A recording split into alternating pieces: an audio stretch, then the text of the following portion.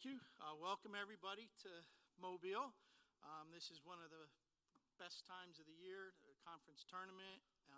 We're glad it's back here in Mobile. Today I want to introduce one of our players.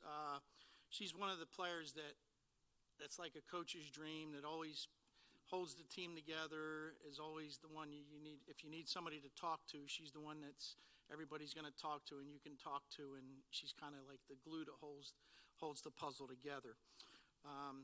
She's a sophomore from Sardis City, Alabama, a pre-med major, which is definitely, some of you, I know student athletes are pre-med majors and you know how hard it is. So she's a pre-med major. She's the daughter of Amanda and Evan Johnson. And Amanda, her mother played at the University of Mobile back in the 90s. So it's kind of a cool little thing where her mom played at the University of Mobile. Now she's here playing at the University of Mobile. It gives me great pleasure. Caroline Johnson.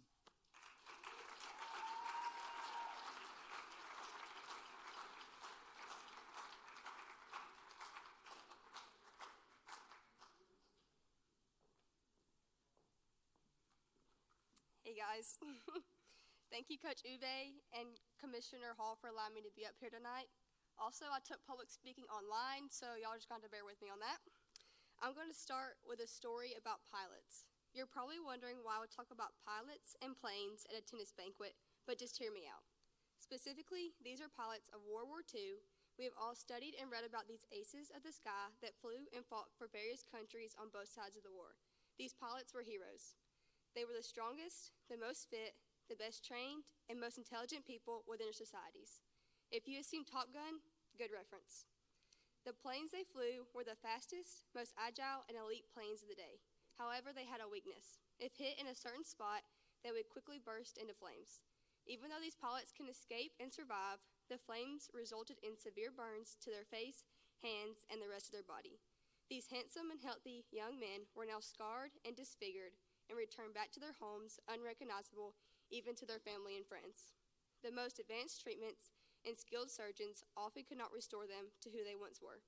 These heroes could no longer look in the mirror, horrified by their new image. They isolated themselves, hid from society, and often became forgotten. However, there was one pilot that was able to tell a different story. This is because he had his wife as his mirror. As the other men would look in the mirror and see despair, this man's wife would tell him daily that he was still a great man and nothing had changed but a few milliliters of thickness on his skin.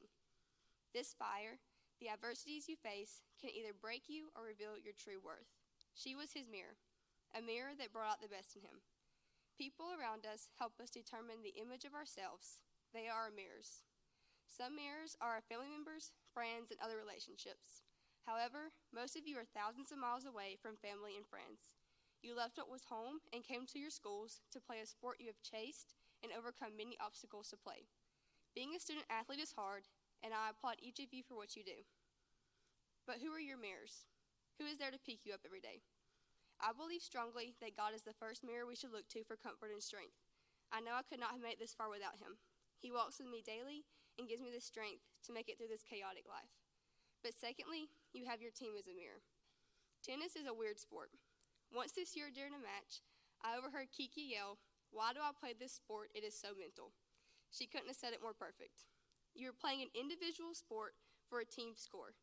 For me, I played basketball and volleyball in high school too, but honestly, tennis requires just as much, if not more, teamwork.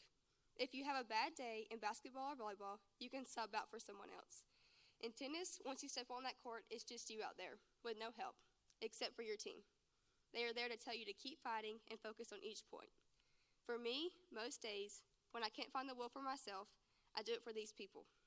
These are the people you spend every day with. Every mile, every kilometer, every practice, every good day, every bad day. You are with these people.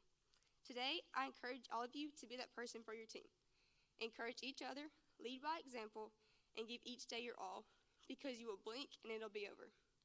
God tells us life on this earth will be like a second when compared to eternity, so make each day count. You are never completely ready for anything, beginning or end, but both will occur. For many of you, this might be the last few weeks with these people, and soon you will have a match you will want to last a little longer. For many underclassmen, these will never be the same teams as you have right now. But for each game, all of you have shown up and represented more than just yourself. You represented your schools, these people you sit with, yourself, and something even greater. So love each other and appreciate all the differences. God made us all unique for a reason. Each person on your team has a role. Be there for each other, push each day, and don't long for the future, because every day is beautiful. It is amazing how much God has played a role in the sport you chose, the school you chose, and how much it took you just to get you to this moment with these people you sit at a table with right now.